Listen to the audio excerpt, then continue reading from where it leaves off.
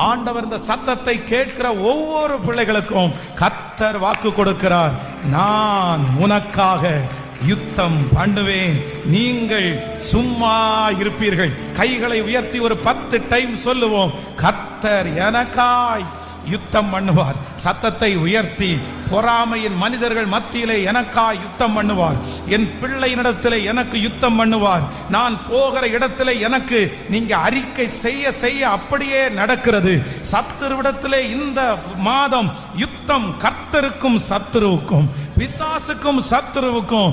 ஆண்டவரிடத்திலே மோதி பிசாசு ஜெயிக்க முடியாது. வருஷா வருஷமாய் வம்சா வம்சமாய் தொடருகிற சத்துருடைய பிடிகள் இந்த மாதத்திலே அற்று போக போகிறது. அவனுடைய செயல்கள் வல்லமை இழந்து போக போகிறது. ஓ, அவனுடைய எல்லா கரங்களும் இந்த மாதம் முறிக்க போகிறது.